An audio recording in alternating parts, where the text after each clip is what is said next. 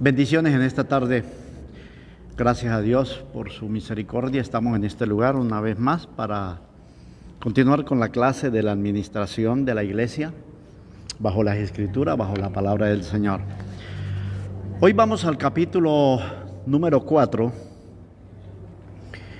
Encontramos en el slide número 20.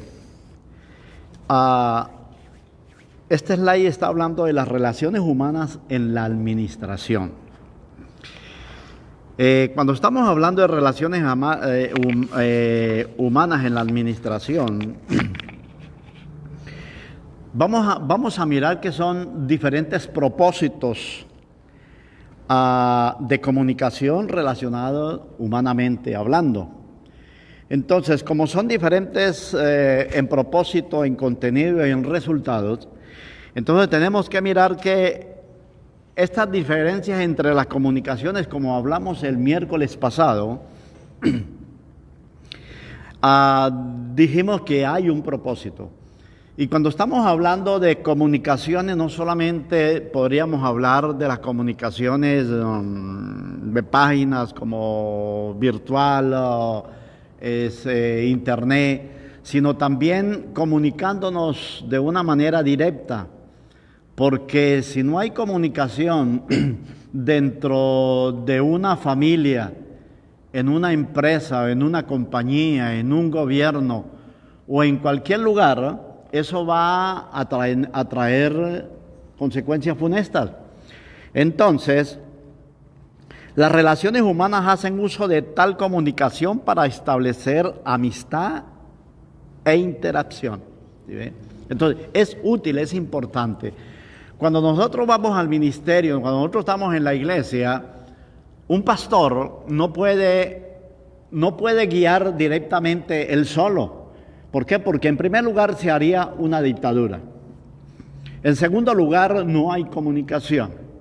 En tercer lugar, dejaríamos de detectar aquellos que tengan dones, que tengan ministerios, aquellos que tengan una buena visión, aquellos que tengan un buen propósito, que tengan una idea. Entonces, si no hay esa comunicación del líder, eso va a traer consecuencias.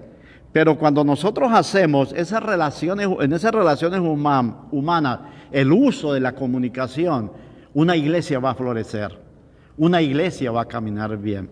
Acuérdense que el Señor Jesucristo utilizó la comunicación entre sus discípulos. Jesús lo hizo. ¿Por qué? Porque muchas veces Él le comunicó a los discípulos lo que iban a hacer y les hablaba: mira esto, mira este edificio, no quedará piedra sobre piedra, mira esto, vayan, los mandaba a predicar de 2 en 2. Les exponía, les hablaba, ¿okay? Y oía también, aunque a veces lo que Él oía de sus discípulos eran barbaridades. Por ejemplo, cuando Juan, que el profeta del amor, le dio tanto coraje de aquel lugar que no lo recibieron, y cuando le dice a Jesús: Señor, ¿quiere que hagamos descender fuego del cielo y los consuman a todos? ¿Sí ve? Barbaridades, pero que Jesús pues los oyó. Entonces, dentro del ministerio va a ser lo mismo. Dentro del ministerio, un pastorado, vamos a oír cosas que nos van a aterrar. Pero tenemos que saber oír, ¿sí? Analizar, compartirlo, analizar y esto dar un resultado ya sea favorable o desfavorable. Bien, entonces las relaciones humanas hacen el uso de tal comunicación para establecer amistad e interacción. Bien, en el siguiente slide, en el número 21, antes de ir a ese slide, tenemos que decir que dos personas pueden comunicarse sin establecer verdaderamente relaciones humanas. El propósito, no pueden comunicarse sin tener. El propósito de la comunicación es transmitir información, mientras que las relaciones humanas hacen el uso de tal información para establecer amistad. Entonces, es muy importante, ¿sí ve? El propósito de esa comunicación es transmitir. Yo transmito. A mí me transmiten como pastor. Ahí está esta opción, hay esto, hay lo otro, ¿sí? Mientras las relaciones humanas hacen uso de esa información. ¿Para qué? Para traer amistad. Alguien me dice, pastor, hay un lugar que quiere que lo visitemos, son personas que no conocen al Señor. ¿Qué estamos haciendo? Estamos usando la comunicación, ¿verdad? Ahora, después de esa comunicación, ¿qué va a traer eso? Esas relaciones humanas van a traer una información para establecer una amistad. O sea, esa gente ya es una amistad para nosotros, para la iglesia, para el pastor, para la persona que nos las puso en el camino para hacerlo. Entonces vamos y ya, entonces entramos en una amistad. ¿Para qué? Para poder traer, para poder introducir a la iglesia, para poder evangelizar, para poder hacer que vengan a la iglesia y conozcan al Señor Jesucristo. Bien. El contenido de la comunicación es fijo y preciso. Tiene que ser algo perfecto, algo exacto. ¿Por qué? Porque no podemos ir a pensar de que vamos a hacer esto, pero no sabemos si va a salir bien o no va a salir bien. Y tampoco podemos ir a cometer un error de ir a que esa comunicación nos vaya a perjudicar con alguna persona, porque acuérdense, siempre tengamos en mente, vamos a estar trabajando con personas que no conocen el Señor. Personas que se molestan, personas que se ofenden, personas que son de un carácter difícil y que son emocionalmente se hieren por cualquier cosa, una palabra, lo que nosotros digamos de una manera que a lo mejor nosotros no lo hagamos intencionalmente, pero ellos no entienden. ¿Por qué? Porque si tenemos problemas muchas veces en la iglesia, gente antigua, gente de muchos años en el Señor y gente que conocen al Señor y se molestan por todo, por cualquier cosa. Si uno dice sí, malo, si dice no, peor. Entonces ahí es donde tenemos que tener cuidado, y por eso es que ese contenido tiene que ser preciso, fijo y preciso. La inestabilidad obstaculiza la comunicación. Cualquier obstáculo va a romper, va a obstaculizar esa comunicación. Nosotros somos de comunidad. La iglesia, yo les dije al comienzo, la iglesia no solamente es una corporación de comunidad, sino también de espiritualidad. Número uno, la espiritualidad, pero la base espiritual es ¿para dónde? Adentro. ¿Ok? Adentro. Y cuando salimos la usamos también, pero estamos usando la comunicación. Bien. Ahora, en la comunicación la información viene de un lado mayormente, mientras que en las relaciones humanas cada participante tiene algo que decir. Ok. ¿Qué es lo que hacemos, por ejemplo, cuando vamos a visitar a alguien o tenemos una célula? Compartimos, exponemos, le damos la oportunidad a esas personas que pregunten, porque el hecho de que no hayan aceptado a Jesús o que no sean cristianos, no quiere decir que les vamos a quitar la opción. Me preguntan porque ellos tienen preguntas. Claro que sí. A mí me han preguntado, ¿ustedes por qué no adoran a María? Por decir, ¿ustedes por qué no creen en toda la Biblia? Porque le quitaron unos libros a la Biblia, los apócrifos. ¿Y por qué esto y tantas cosas que la gente tiene en mente? Y ellos en ese momento lo que quieren hacer es preguntar, sea con buena intención o con mala intención. Porque hay gente malintencionada, voy a ir y voy a ser fuerte o a ser duro y los voy a avergonzar como para que nunca regresen. Porque esa es la intención muchas veces de la gente. Entonces, como sea, tenemos que darle opción que pregunten. Damos respuesta a la luz de la palabra, a la luz de la Biblia, ¿ok?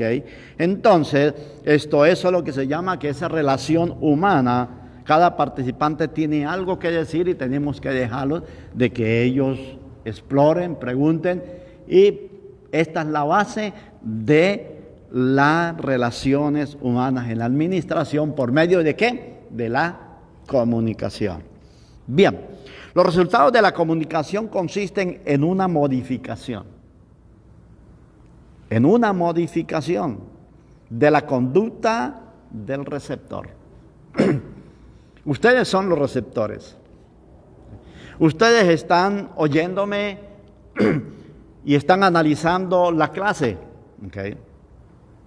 Entonces, ese resultado que ustedes vean, que ustedes analicen de lo que yo les estoy hablando, eso va a quedar en ustedes.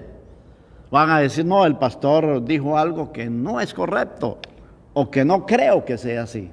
¿Sí ve? Entonces, ¿por qué? Porque la comunicación es lo que hace que el receptor analice, mientras que las relaciones humanas modifican la conducta. ¿Sí ve? Entonces, la comunicación consiste en una modificación de la conducta del receptor, mientras que las relaciones humanas modifican la conducta de cada persona involucrada. O sea, el testimonio, en otras palabras.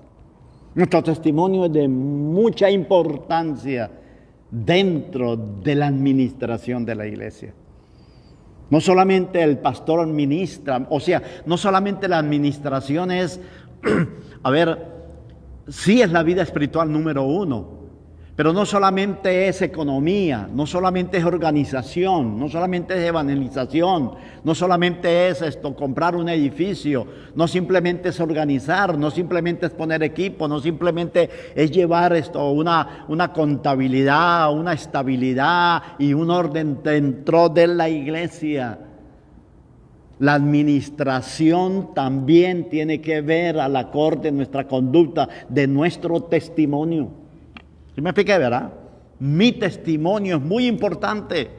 ¿Por qué? Porque yo tengo los ojos puestos de todo el mundo que está alrededor mío y me conocen como pastor.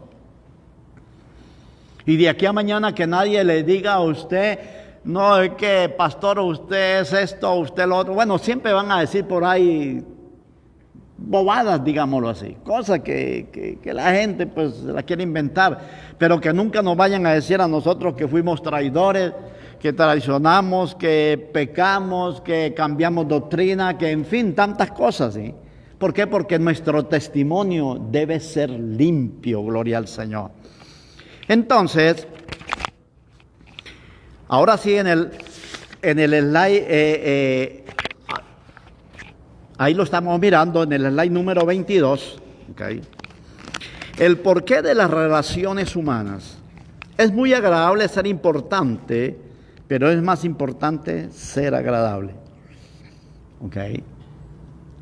Ser agradable es importante, pero tiene mucho que ver, ¿okay?, con la importancia en nuestra vida para nosotros ser agradables.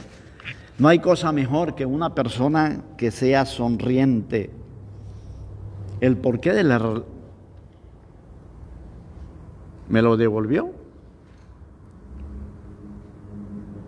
Gloria a Dios, a ver. El porqué de las relaciones humanas, sí. Entonces,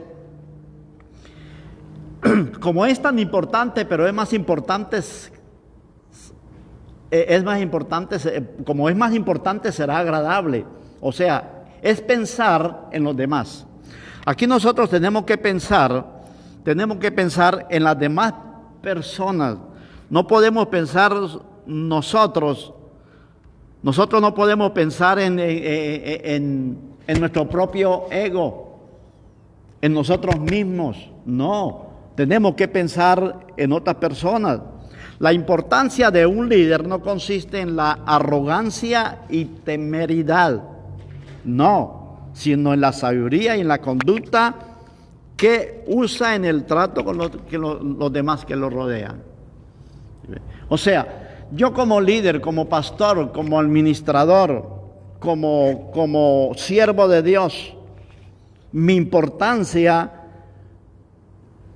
debe ser humildad. No puedo usar la arrogancia.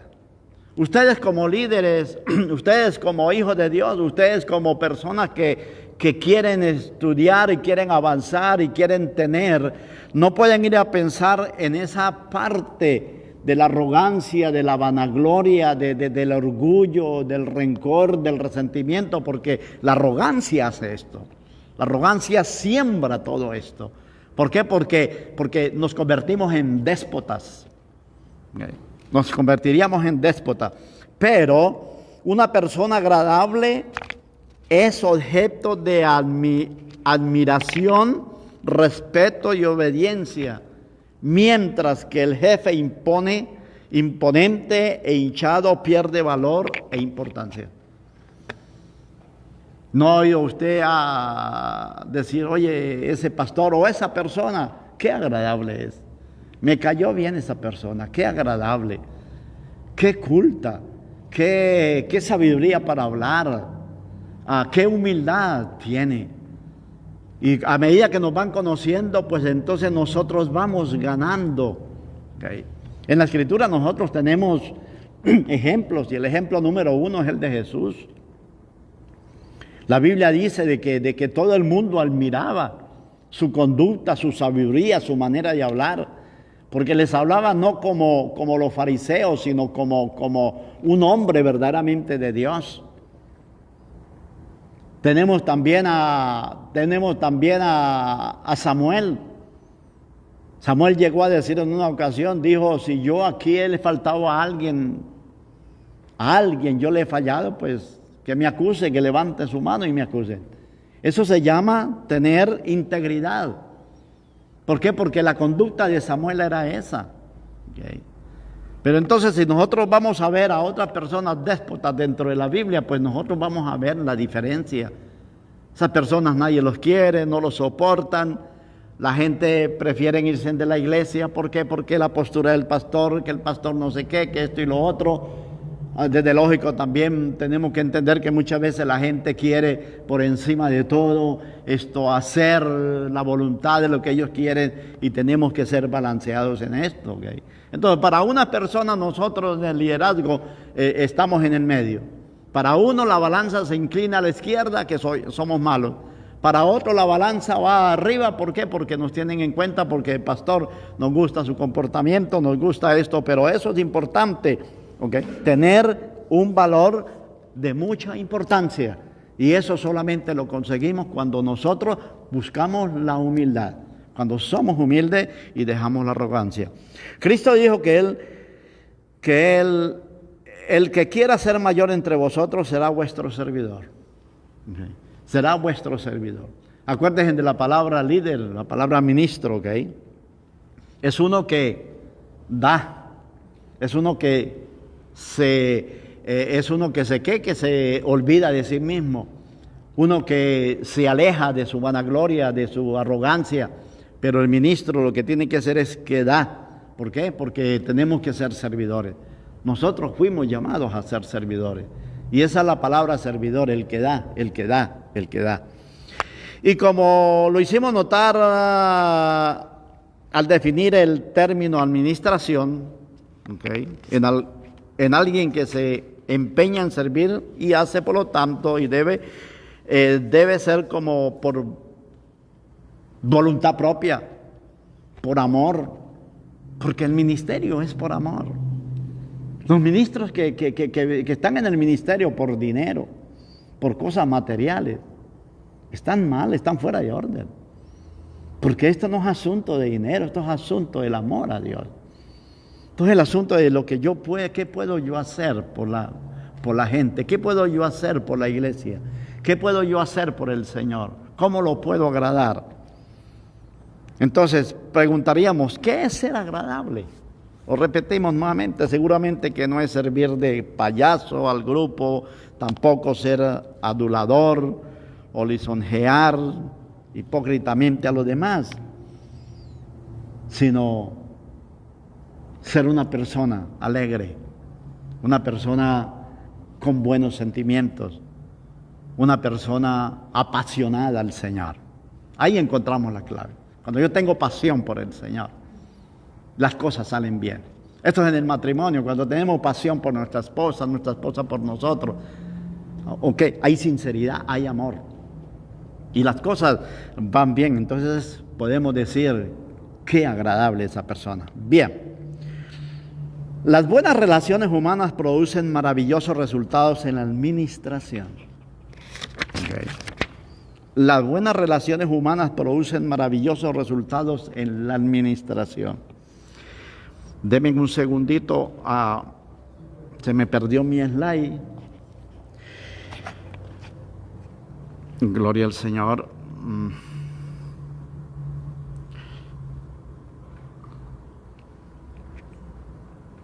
Gloria a Dios.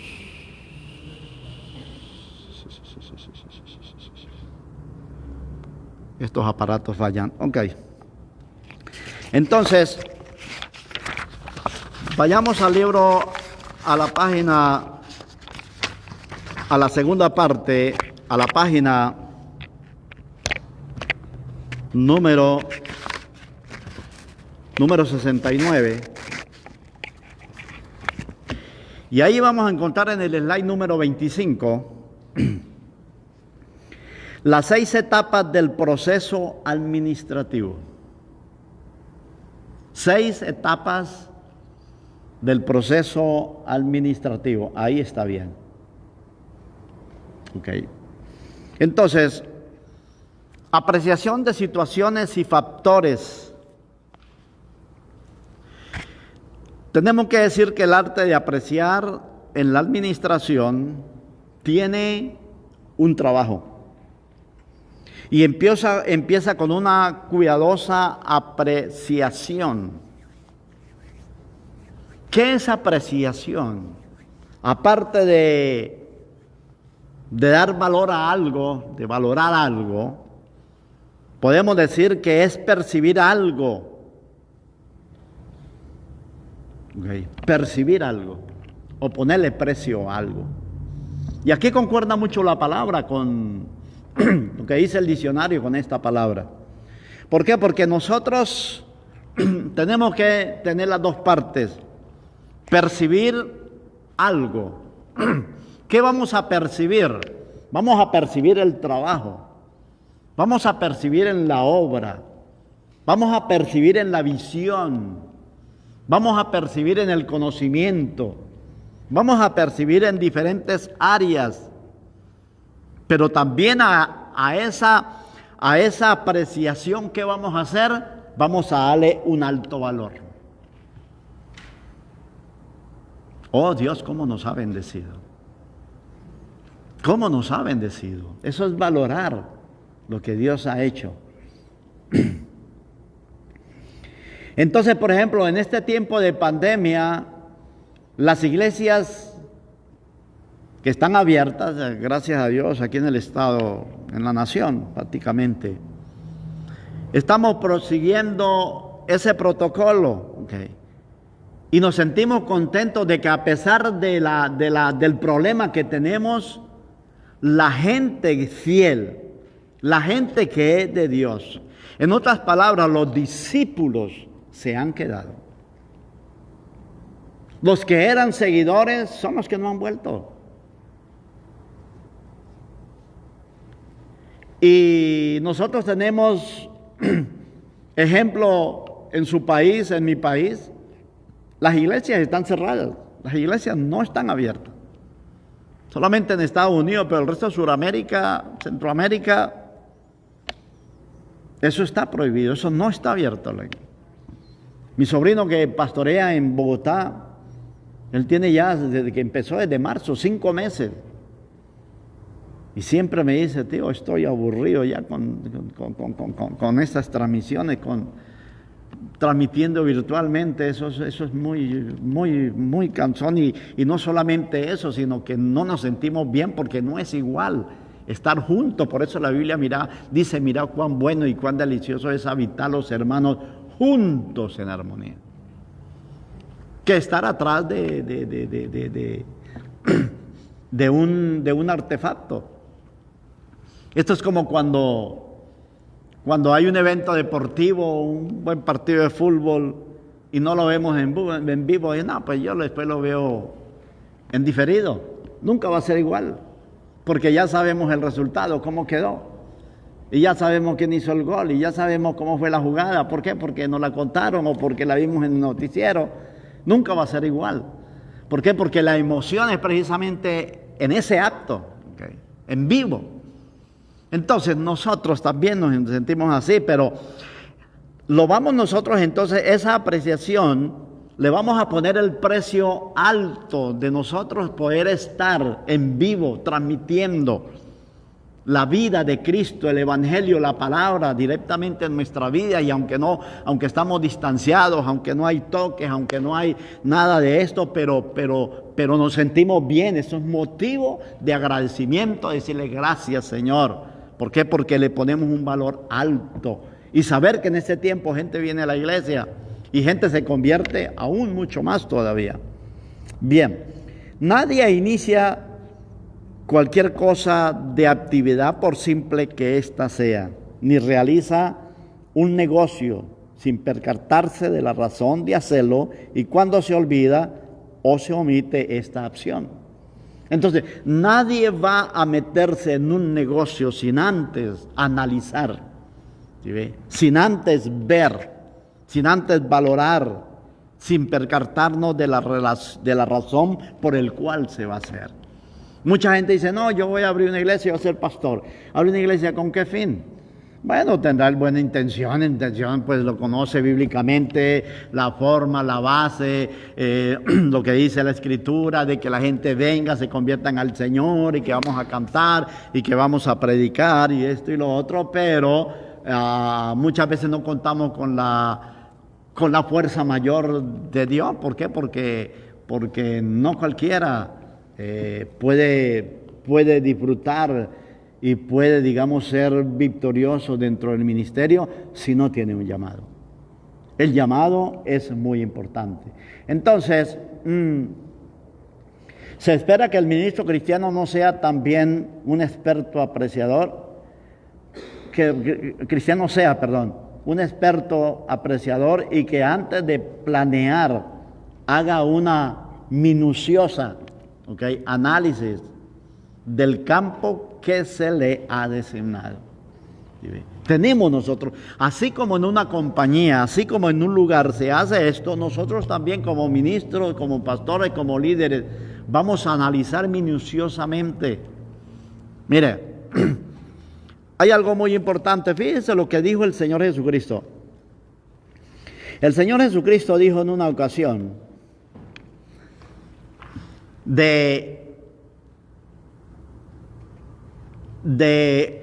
lo repitió, pero de no echarle a las perlas a los puercos. ¿Qué es no echarle las perlas a los puercos? No echarle las perlas a los puercos es nosotros, digamos, trabajar en un fango. ¿Sí me expliqué, verdad? ¿Por qué? Porque hay lugares donde, acuérdense que en el libro de los Hechos, el Señor Jesucristo, el Espíritu Santo le prohibió a Pablo de que ellos siguieran en Asia, y los mandó a Europa. Le dijo, ve a Macedonia. ¿Por qué? Porque él en la visión vio a un mancebo, dice la Escritura, a un joven que le estaba pidiendo auxilio, que lo ayudaran. Entonces fíjese que Pablo iba a hacer un trabajo, pero posiblemente ese lugar ya no era el adecuado para hacerlo.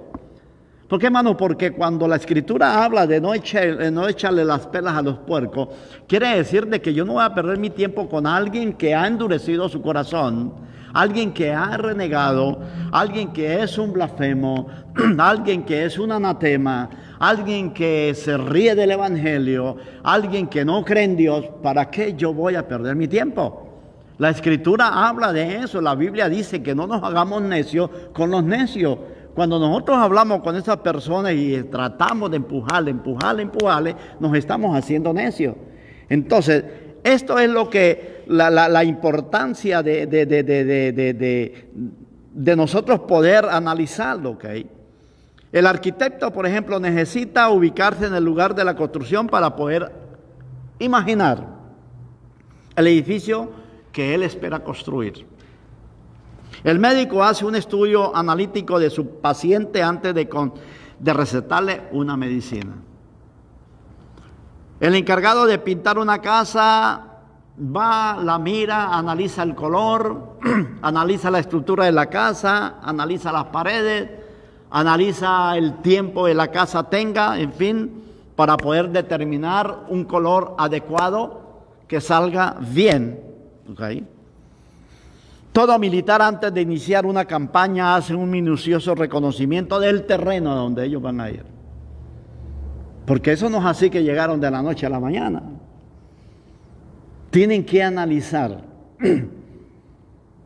el terreno. ¿Para qué? Para ellos posiblemente no caer en una emboscada y posiblemente dar un golpe certero para ellos poder avanzar y para ellos poder ganar esa guerra. Entonces, así mismo es esta parte, ¿ok?, del pastor. Tenemos que analizar a dónde yo voy a ir. Tengo que orar, tengo que esperar la voluntad de Dios, tengo que dejar que el Espíritu Santo me guíe, tengo que dejar que el Señor me pueda conducir a ese lugar. ¿Para qué? Para que esto no vaya a ser un fracaso, sino para que esto vaya a ser una bendición, y una bendición de verdad. Bien. Entonces, apreciaciones de criterios en la organización.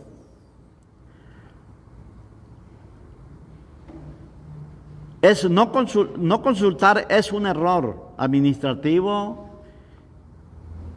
y corresponde a una conducta directriz muy egocéntrica y autoritaria.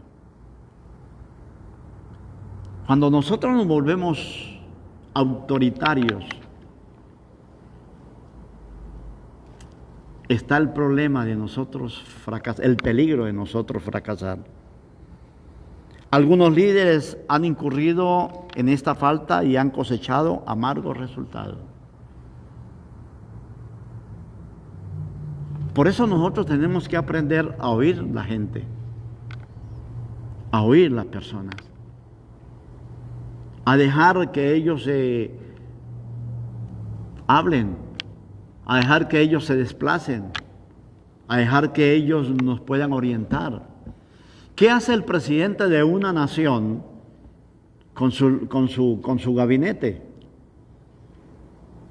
Cuando el presidente es electo, antes de ir a tomar posesión de la presidencia, busca su gente, busca sus ministros, o lo que llaman aquí sus secretarios,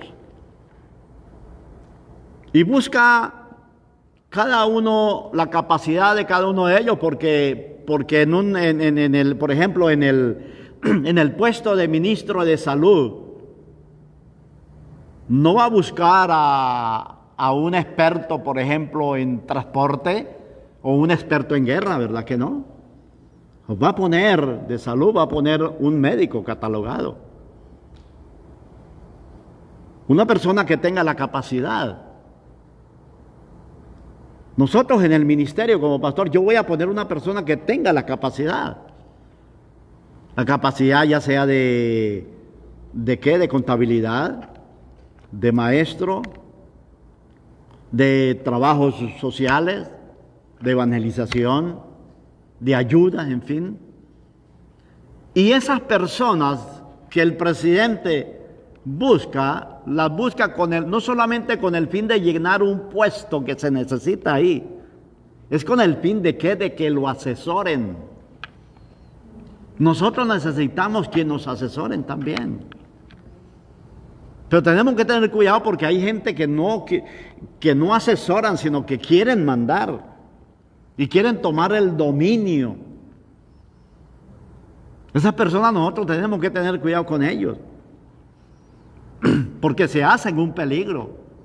Esas personas así vienen después, con el tiempo, divisiones, separaciones.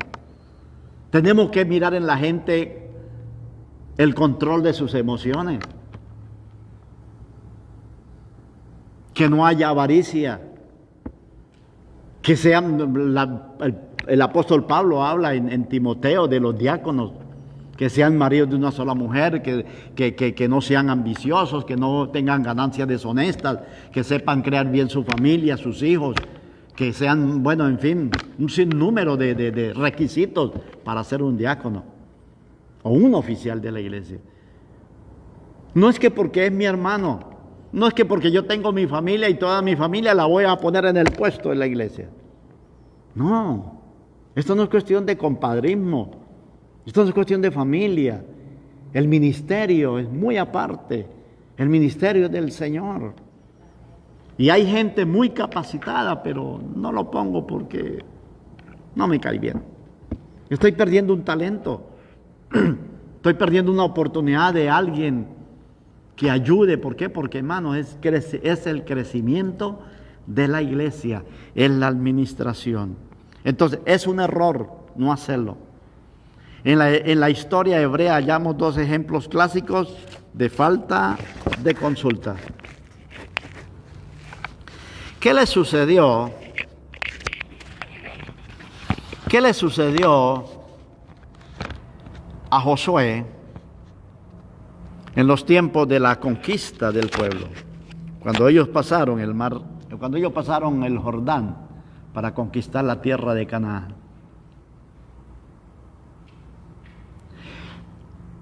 La Biblia dice de que Israel avanzaba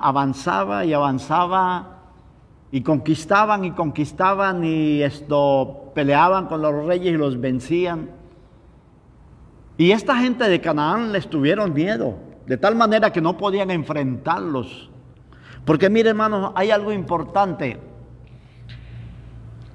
Cuando las cosas se hacen bien, bajo la voluntad de Dios, las conquistas son mucho más fáciles. ¿Por qué? Porque quiere decir que en el plan está Dios. Y no solamente en la conquista de la iglesia, en la conquista de la casa. Porque la casa también necesita conquista hoy en día, los hijos, la familia.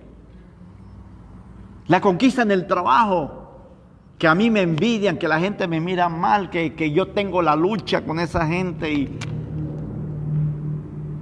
Pero que usted puede conquistar, ¿por qué? Porque Dios está en su plan. A mí me sucedió eso, yo era supervisor de una compañía de 20 empleados más o menos. Pero me empezaron a tener envidia desde el principio porque yo llegué a los 2 años, ya era supervisor y gente que tenían años y no llegaron ahí. Y vino ese problema y bueno, y las acusaciones y una cosa y otra. Pero Dios nos va a dar la victoria, ¿por qué? Porque cuando estamos en el plan de Dios, Él siempre nos va a dar esa victoria. Con Israel estaba sucediendo eso, había una buena administración, había un líder al frente que era todo un líder, un hombre de mucha visión. Tenía mucha gente a su lado que lo ayudaban y sabían administrar bien. Porque estaban administrando la voluntad de Dios. Y dice la Escritura de que vino un pueblo que eran llamados los Gabaonitas. Ok, gracias. Estos hombres, dice la Escritura, ellos eran vecinos prácticamente de Israel. Pero se hicieron pasar por unos labriegos. Dice la Escritura de que ellos se pusieron las ropas más rotas que tenían. Su calzado también, un desastre. Traían hasta pan mohoso. Ok, esto para engañar a Josué y para engañar al pueblo. Y cuando ellos vinieron a Israel se identificaron que venían de una tierra muy lejana. Pero no se identificaron de lo que ellos eran. Y Josué le creyó y el pueblo también. Y los acogieron. Ahora, ¿cuál fue el problema? El problema fue que la alianza de Josué con los Gabaonitas fue un problema en el futuro. ¿Por qué? Porque Josué extendió una palabra de permiso de que nadie los podría tocar. Y aunque no era gente peligrosa, pero ¿qué sucede? Engañó al pueblo. Entonces, eso es motivo por el cual nosotros tenemos que entender que tenemos que consultar. Nosotros no podemos traer a la iglesia una persona, oh, mi hermano fulano de tal, cómo canta bien, cómo toca la guitarra, cómo predica. Ven, hermano, cante, ven, háganos esto, lo otro. Y ya hasta lo hacemos miembro de la iglesia. Y ya hasta le ponemos un puesto y estamos desplazándolo porque es que el hermano fulano de tal, porque es que el reverendo, porque es que el pastor, porque es que esto. No es eso, mi hermano. Entonces de esto quedaron consecuencias. ¿Por qué? Porque más adelante en los tiempos de Saúl, lo que hizo Saúl con ellos acarreó maldición a Israel. Porque una palabra, oígalo bien, de la que le dijo Josué, una palabra digamos, de bendición para los gabaonitas, nadie la podía romper. Y Saúl la rompió, porque Saúl empezó a matar a los gabaonitas. Y eso era, eso, aunque no eran del pueblo de Dios, pero habían roto el compromiso, la palabra que Josué había dado para ellos. Entonces tenemos que darnos cuenta de que Josué hizo paz con ellos y celebró con ellos alianza. Esas alianzas, hermanos, del mundo no son buenas.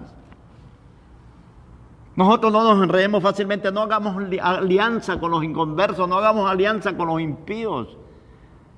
Yo no estoy diciendo de que usted tiene su compañero de trabajo y no estoy diciendo de que no le hable, de que lo excluya. No estoy hablando de eso, estoy hablando de alianza. Muchas veces alianzas están en el mismo matrimonio. Y las alianzas, ¿qué es hacer una alianza? Así sea mi amigo, mi compañero de trabajo, así sea mi hermano, así sea mi padre, así sea mi madre. Yo no puedo ir digamos, a convivir con una vida de pecado cuando yo soy hijo de Dios. ¿Sí me expliqué, verdad? Puede que vivamos en la misma casa, pero no comparto las ideas con mi familia. No comparto las ideas con mi esposa, con mi esposo. No comparto las ideas con el pastor en esta parte o con el hermano fulano de tal, como sea. Porque las alianzas, ¿ok?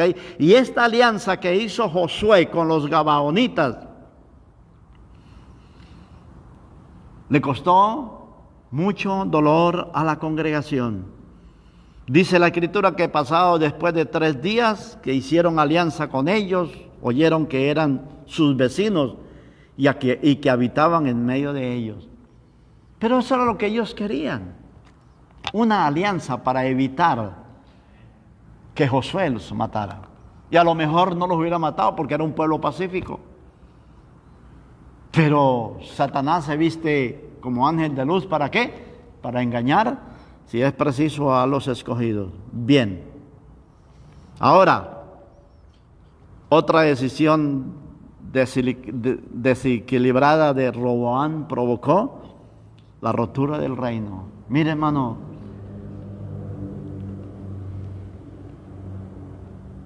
lo que es uno apresurarse a tomar un consejo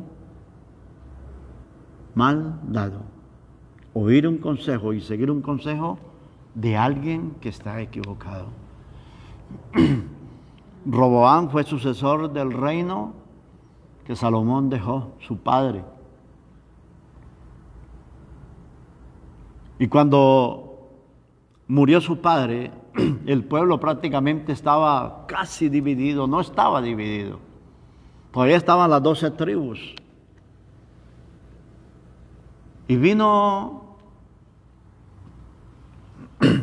el reino del norte, que eran compuestos por 10 tribus, y las del sur eran 2 nada más. Y vinieron y le dijeron a Roboam: nosotros queremos seguirte siendo fiel, leal al reino. Con tu padre no estuvimos muy entrelazados, así que digamos, pero queremos hacer paces y queremos que tú sigas reinando sobre nosotros. Solamente que no prosigas con la misma conducta de tu padre, ya que nos puso muchos impuestos y fue muy duro con nosotros. Y Roboam, dice la Escritura, que le dijo: en 3 días les doy una respuesta. Ahora, ¿qué hace Roboam? Roboam va a los ancianos de la iglesia, del pueblo, les consulta lo que el pueblo le había dicho, y dice la Escritura de que Roboam no los atendió. no le pareció bien el consejo de los ancianos. Llamó a sus amigos, llamó a los jóvenes, llamó a las personas inadecuadas. Tenemos que tener cuidado cuando vamos a recibir un consejo o a pedir un consejo. Usted no le pida consejo a cualquiera, así sea su amigo. Su vida personal es su vida personal. Su vida personal entréguesela al Señor. Busque a su pastor. Si es una dama, busque a la esposa del pastor. Hable con ella. O si es un matrimonio, que hable con el matrimonio pastoral también. Y si no le tienen mucha confianza al pastor o la pastora porque creen que eso puede suceder también, busque ayuda. Pero oiga un consejo sano, un consejo sabio. Y no oigan por ahí muchas veces basura, porque eso es lo que se habla muchas veces. Roboam le pidió consejo a los jóvenes y los jóvenes lo que le dijeron fue lo contrario. Dice la escritura de que Roboam no tomó el consejo de los ancianos que había estado delante de su padre Salomón. Ahora, ¿cuál es el consejo de los jóvenes? Así dirás al pueblo, le dijeron estos jóvenes. Le contestaron cuando Roboam les preguntó lo que estaba sucediendo. Así dirás al pueblo que le ha hablado diciendo: tu padre agravó nuestro yugo. Óigalo bien. Mas tú disminuye nuestra carga. Le dijeron así. Así le dirás: mi dedo pequeño es más grueso que los lomos de mi padre.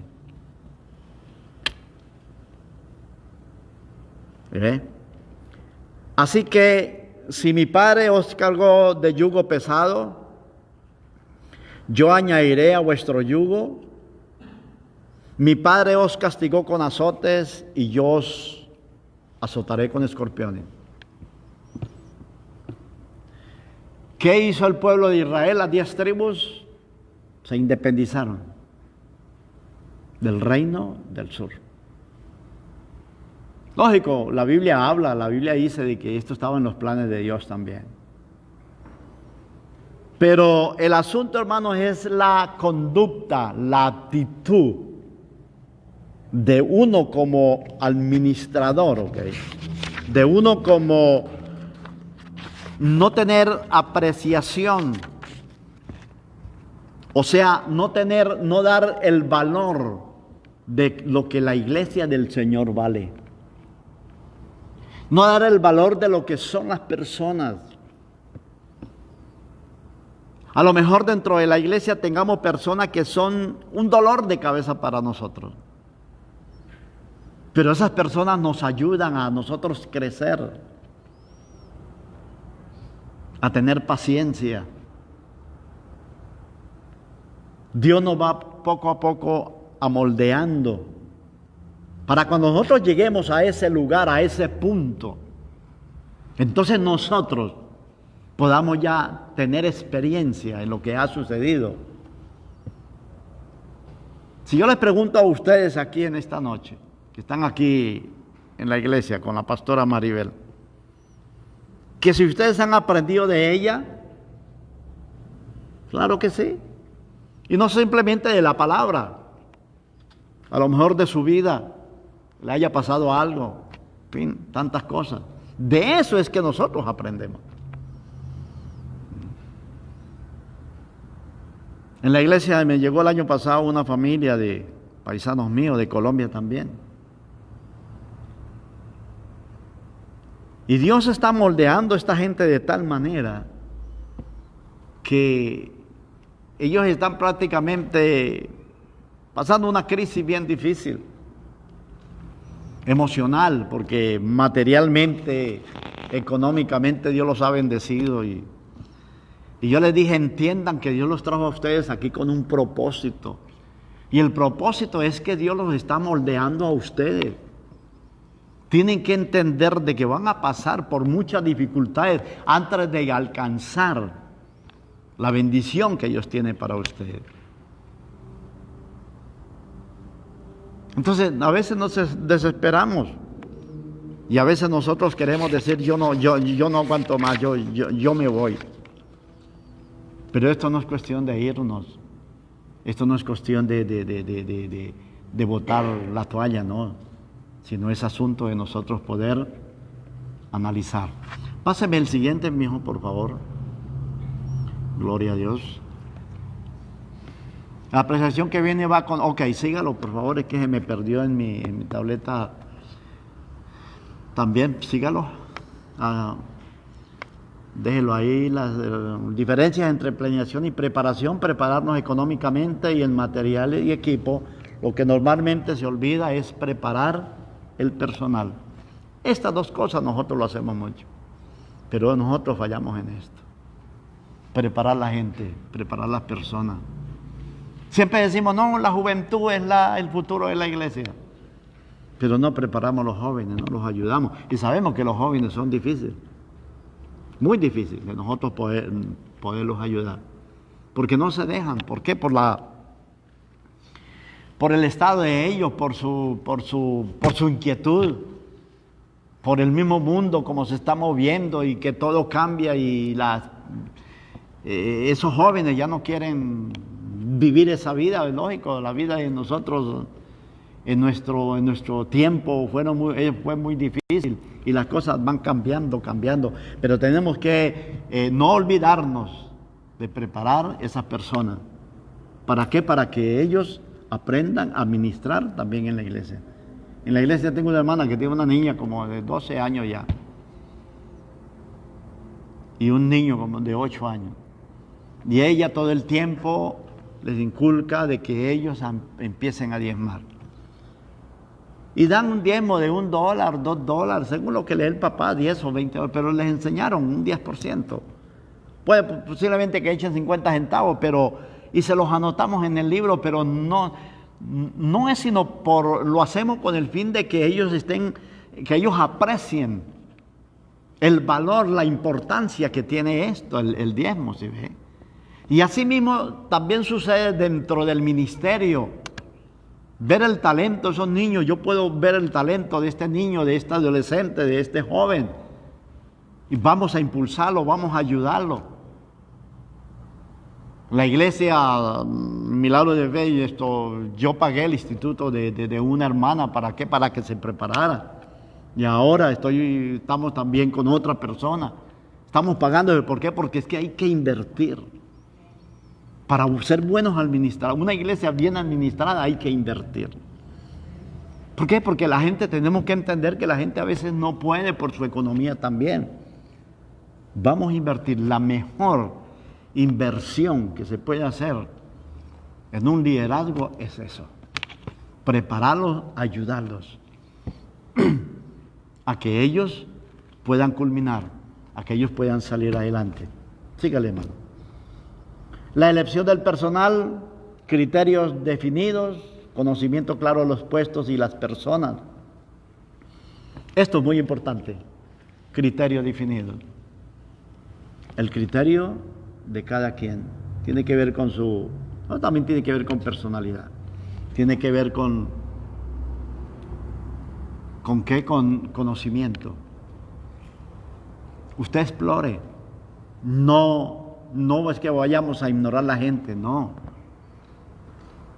La gente se ignora cuando ya, pues no quieren hacer nada, pues ya los dejamos.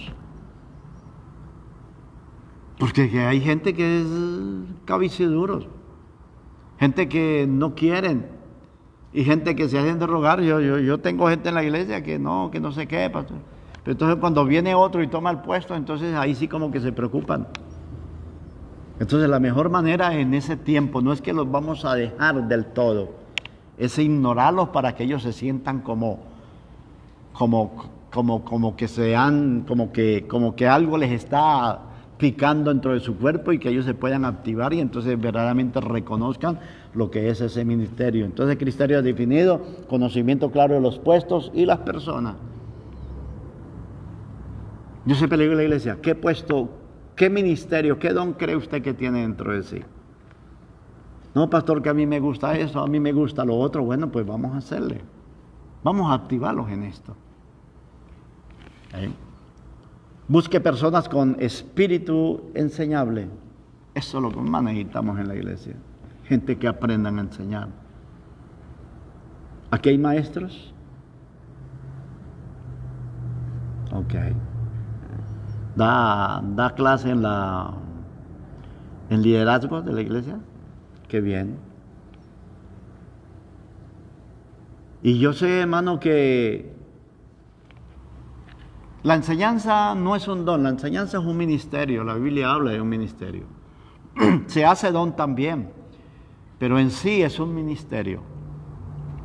Pero en el don aprendemos, ok, para llegar a un ministerio. Mire, cuando yo me convertí al Señor, yo no sabía enseñar. Por ahí empecé como a predicar, pero predicar es muy diferente.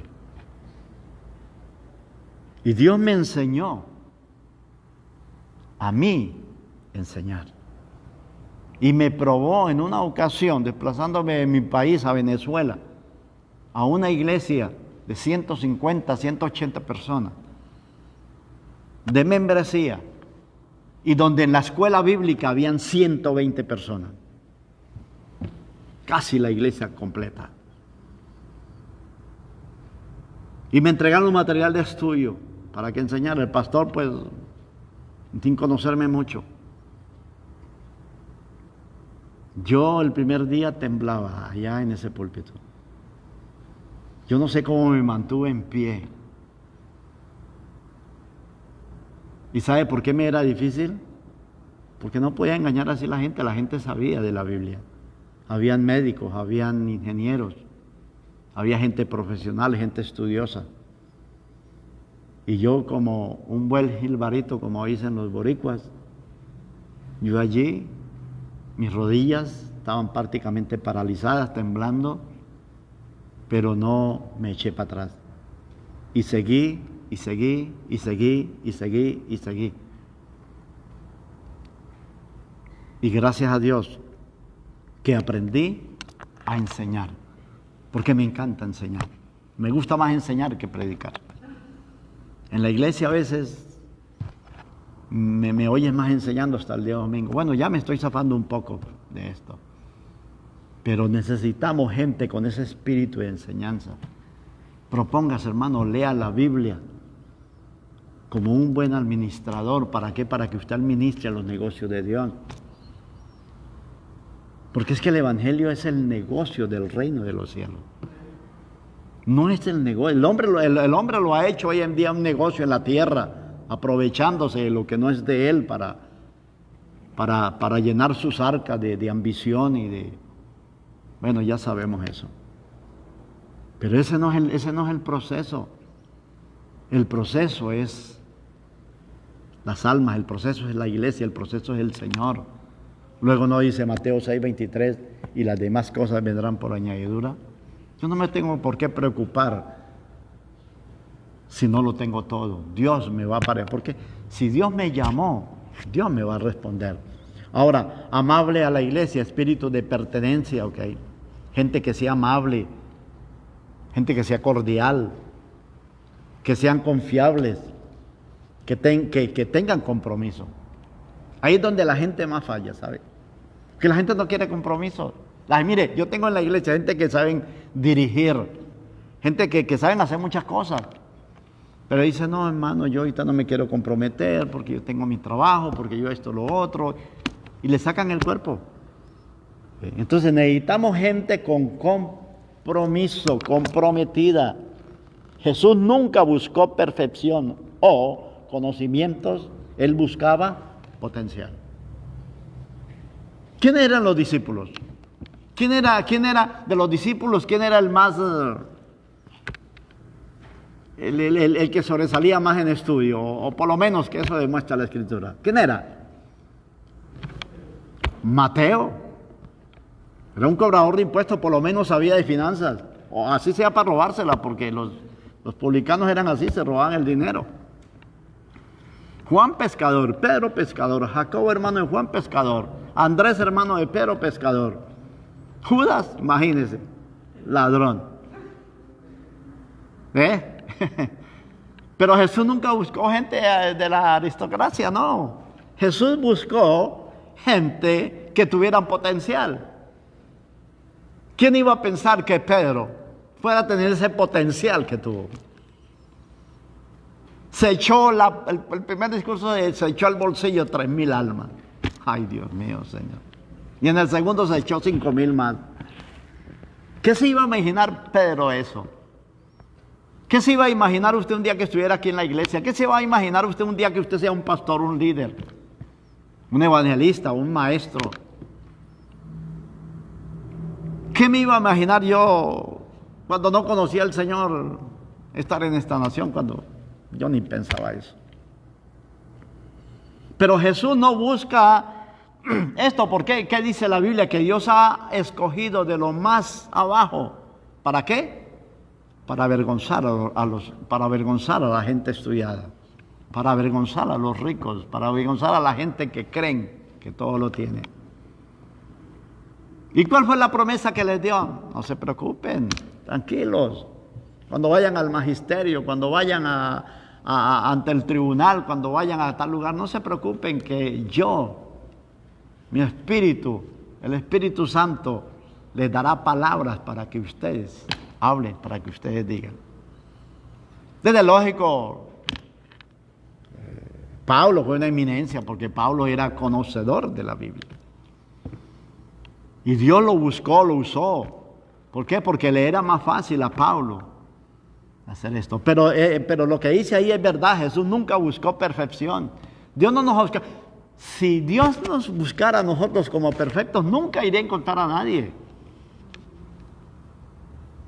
¿Sabe qué me agrada de la Biblia? Que la Biblia dice que Dios no nos ha destruido porque se acuerda todos los días que somos polvo. O sea, somos imperfectos. Pero lo que Dios busca es una persona con un corazón dado para Él. Con un corazón que diga, como dijo el salmista David, después de su pecado: oh Dios, después de que pidió perdón, Señor, yo sé que tú no desprecias el corazón contrito y humillado. Esas son las personas que Dios busca, que nosotros reconozcamos el pecado, que nosotros no premeditamos el pecado, que nosotros tenemos el pecado lejano, pero que no somos perfectos y que nos equivocamos, ¿ok? Ni con conocimientos. Él busca un potencial. Usted puede ser un potencial. Cámbiame el siguiente, mi hijo, por favor. Un potencial, ¿ok?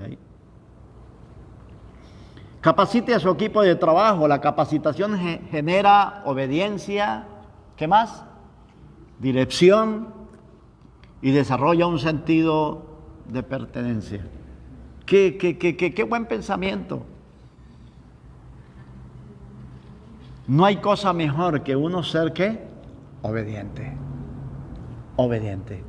¿Por qué? Porque en la obediencia, mire, esta palabra capacitación, ¿sabe a qué se refiere?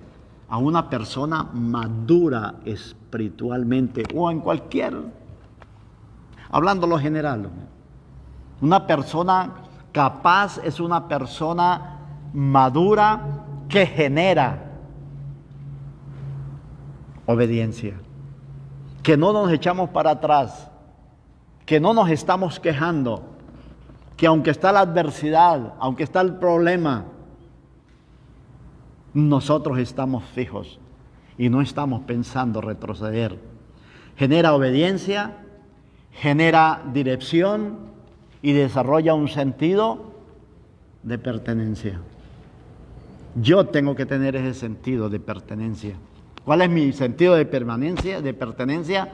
Que yo estoy parado sobre la roca, que yo estoy en el Señor, que yo estoy haciendo las cosas para el Señor, que estoy seguro de que Cristo está en mi vida y que estoy seguro de que yo voy a salir adelante y usted también va a salir adelante la iglesia va a salir adelante. ¿Por qué? Porque genera ese potencial de la pertenencia.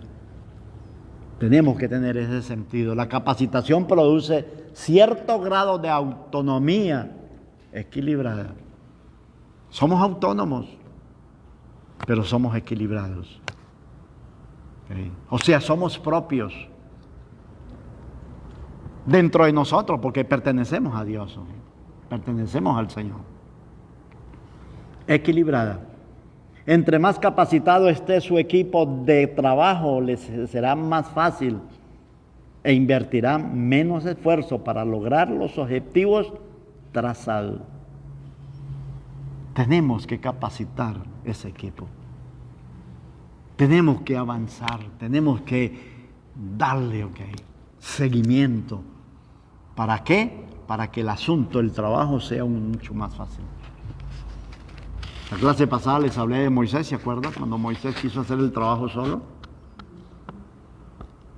Su suegro Jetro lo exhortó y le dijo, haga el trabajo de esta manera para que le sea más fácil. ¿Sabe por qué los pastores se mueren muchas veces tan temprano, tan pronto? Por el estrés. Se dejan dominar del estrés. ¿Por qué? Porque en el estrés nos afanamos. A mí al principio me sucedía eso. Uy, Señor, pero mire, pero ¿cómo va a ser esto? Señor, pero, oye, pero en la iglesia hoy no hubieron sino tantos, tan poquitos. ¿Qué pasa, Señor? Y me afanaba por esto. Hasta que un día Dios puso en mi corazón, este es mi problema, no te preocupes, este es mi problema. Y Dios va a sacar la iglesia adelante porque no es nuestra, es del Señor. Okay. Capacita a su equipo de trabajo. Cámbiale. Bien. Cuatro es organizar. La organización es la estructura técnica para la integración y preparación de los elementos. Organizar, hermano. No hay cosa mejor que uno poder organizar.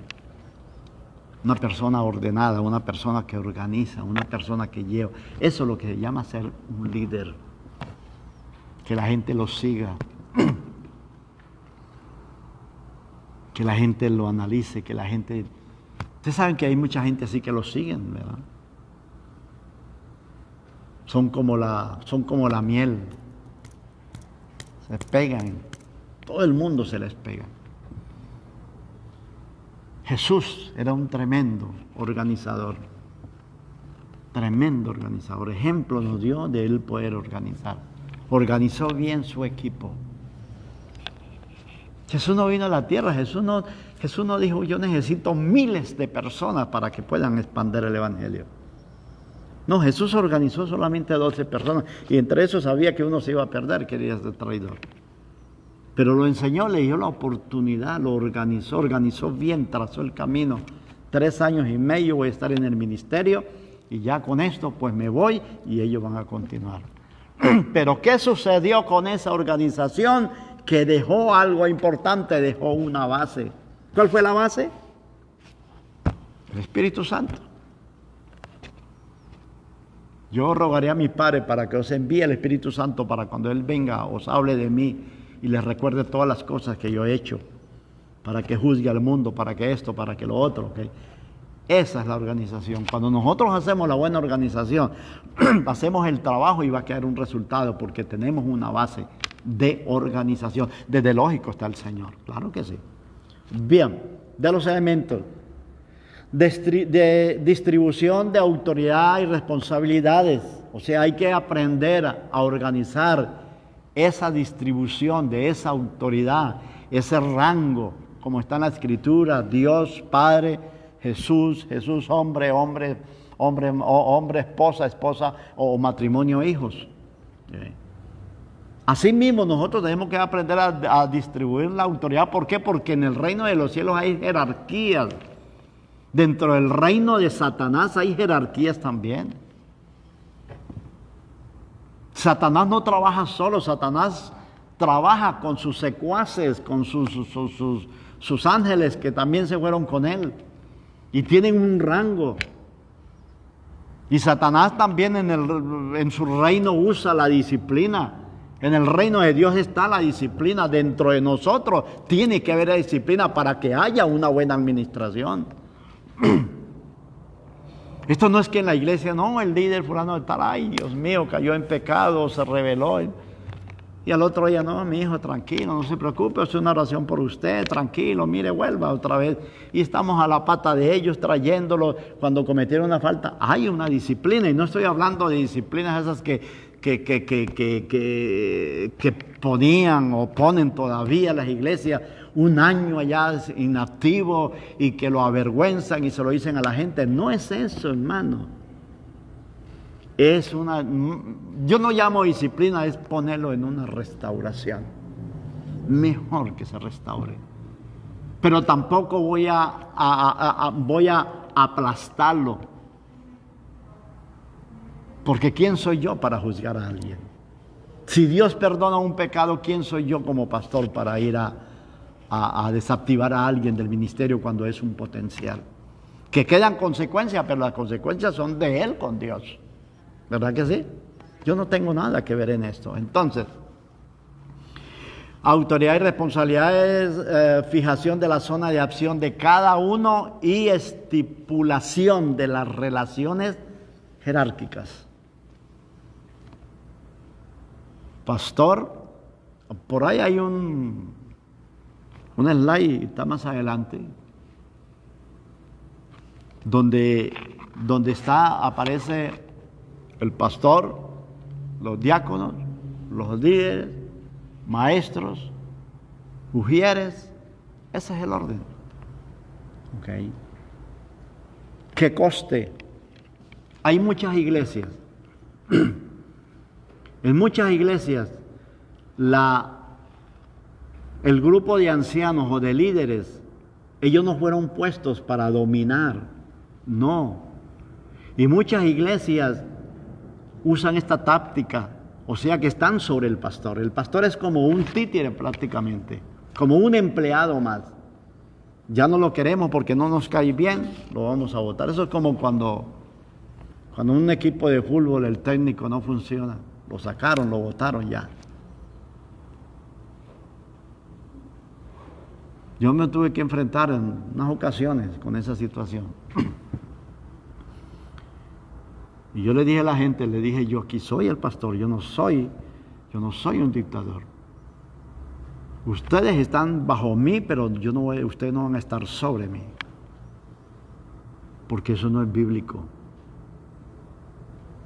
Entonces, ¿por qué? Porque el orden de Dios no es ese. La Biblia no habla que el Espíritu Santo, Jesucristo por encima del Padre, no. La Biblia habla de Cristo el Padre por encima de Él. Porque ese es el orden de la jerarquía. El siguiente, hermano. Bien, 5, ejecución. Ahí es donde Dios. De todo esto que hemos hablado, esta es la palabra clave. Podemos hablar muchas cosas, podemos planificar tantas cosas, podemos decir, podemos predicar, podemos esto y lo otro, o podemos empezar a decir, bueno, más que todo, si no se llega a esta parte. Es la ejecución. Dentro de la rama de un gobierno, ¿cuál es el gobierno? ¿Cuál es la rama del presidente? Esa. El poder ejecutivo. Él es el que ejecuta. Cuando el Congreso y la Cámara Baja no se ponen de acuerdo, ¿qué puede hacer un presidente? Yo dicto la ley y la firmo y punto, ya se acabó. Poder ejecutar el trabajo que ellos se planean también. La ejecución es el proceso dinámico de convertir en realidad la acción que ha sido. Hay que convertirla. ¿Qué hubiera pasado si Jesús no hubiera ejecutado su plan, su propósito?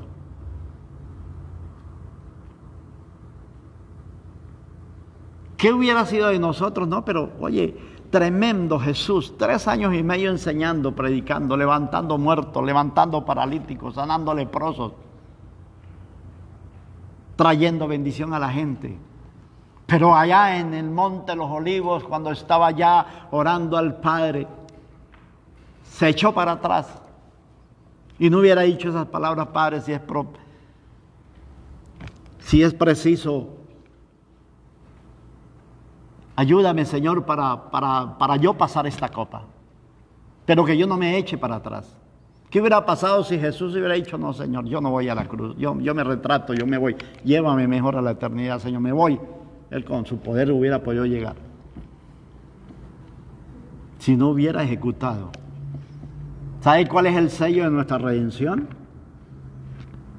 La muerte y la resurrección de Cristo. Porque la Biblia habla que el Espíritu Santo lo resucitó. ¿Y lo resucitó por qué? Porque Él ejecutó. Entonces por eso es convertir en realidad la acción que ha sido planeada y preparada de antemano, ¿ok? Y organizada. Eso fue planeado, eso fue planificado desde el reino de los cielos, desde el día en que el hombre pecó. Tenemos que auxiliar al hombre, tenemos que ir a la tierra, tenemos que hacer el trabajo, tenemos que hacer algo para que el hombre sea rey. No había otra alternativa. Para Dios es muy fácil, no, pues vamos a darle muerte a esto ya definitivamente. Vamos a quitar a Satanás del medio porque él fue el causante de esto, lo vamos a desaparecer, lo pudo haber hecho, ¿cómo no? Y vamos a pasar esto por alto, pero no. El plan de Dios estaba establecido desde el reino de los cielos, planeado, preparado y organizado, ¿ok? Estaba coordinado, perfectamente coordinado. ¿Cómo iba a coordinar esto? En los tiempos de los profetas. En los tiempos de preparación, 4,000 años, 4,000 años. Supervisado directa y indirectamente cada fase de la misma. Por eso la escritura del libro de los Hebreos dice, Dios habiendo hablado desde los antiguos tiempos por los profetas. Porque cada fase, ¿por qué Dios preparó primero la ley antes de venir la gracia? Porque Dios le quiso enseñar al hombre que en la ley ellos no podían ser salvos, no podían depender. Porque si la ley hubiera salvado a la gente, entonces el hombre se hubiera justificado. Dependemos de la ley. Pero el asunto no era depender de la ley, el asunto era depender bajo la gracia, el amor de Dios, de entregarnos a su Hijo para que nosotros le rindiéramos, le diéramos la honra y la gloria a Él, que por Él es que nosotros somos salvos, porque derramó su sangre en la cruz del Calvario. Siga la siguiente, mijo. Ok. Motivación, hacer notar de antemano los beneficios individuales y colectivos que producir a la actividad. Esto es algo muy importante, ¿ok? De antemano tenemos que notar esos beneficios. ¿Qué beneficio me va a dar a mí evangelizar? ¿Qué beneficio me va a dar a mí la comunicación, la administración en la iglesia cuando yo preparo mi equipo, cuando yo mismo me activo y cuando yo estoy distribuyendo esa palabra, hablando de esa palabra, ¿ok? Así sean individuales o colectivos, esa actividad nos va a traer un beneficio. Es familiarizar a cada participante con su papel dentro de la organización.